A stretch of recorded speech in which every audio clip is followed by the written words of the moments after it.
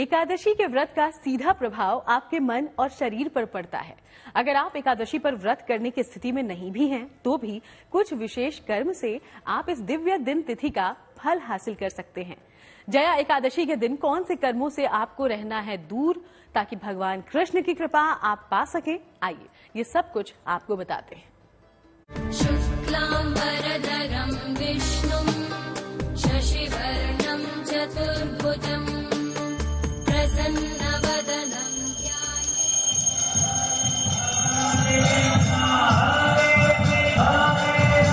पुण्यदायी मंगलकारी जया एकादशी, कान्हा का आशीर्वाद पाने की दिव्य तिथि।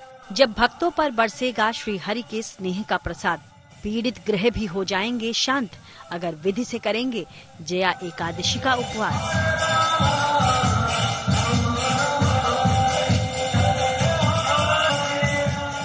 ग्रहों का शांति के लिए हमें निम्न मंत्रों का, अगर हमें मंत्र नहीं आ रहे हैं तो भगवान विष्णु का 12 अक्षरी मंत्र है ओम नमो भगवते वासुदेवाय नमः इत्यादि मंत्र का हमें 108 बार या अधिक से अधिक जप करने से हमें शुभ फल प्राप्त होते हैं।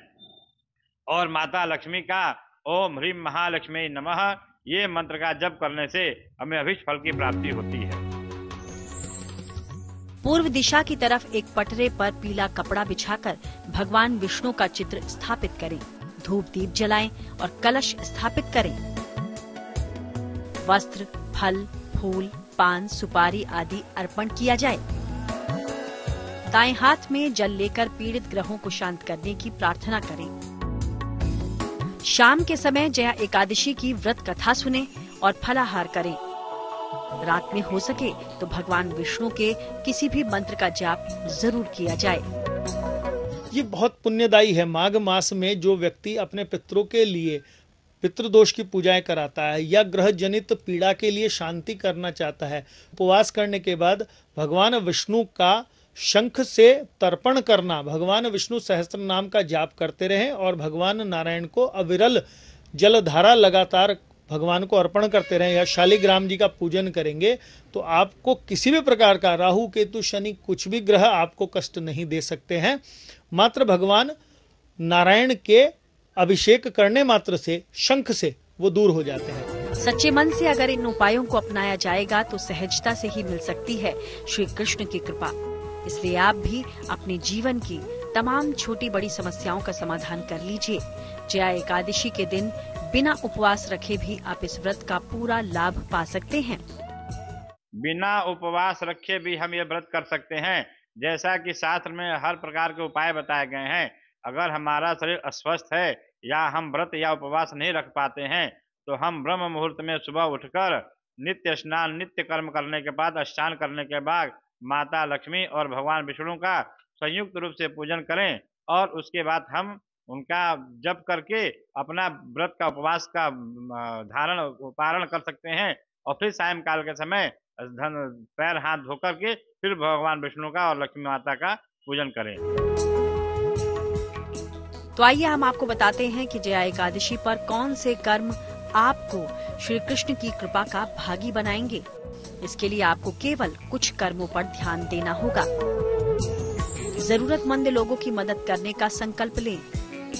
पीपल और केले के पेड़ के नीचे घी का दीपक जलाएं। तामसिक आहार, व्यवहार और विचार से दूर रहें। इस दिन मन को ज्यादा से ज्यादा भगवान कृष्ण में लगाएं। सेहत ठीक न हो तो उपवास न रखें, केवल व्रत के नियमों का पालन करें।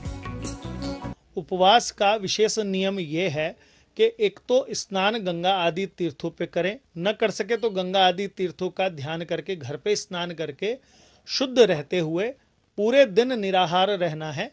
आप फल खा सकते हैं, दूध ले सकते हैं, चाय आदि तो ले सकते हैं, अन्न नहीं खाना होता इसके एकादशी में।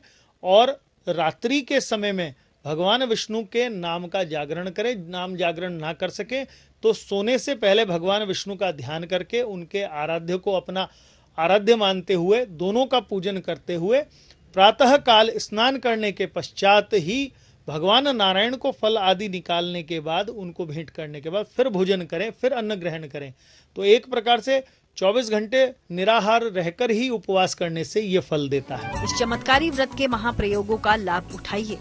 जया एकादशी के दिन इन बातों का ध्यान रखकर आप अपने तमाम कष्टों से मुक्ति पा सकते हैं, क्योंकि कृष्ण तो केवल प्रेम के भूखे हैं। अगर आप जया एकादशी के दिन कृष्ण का ध्यान करेंगे तो आपकी झोली खुशियों से भर देंगे वासुदेव।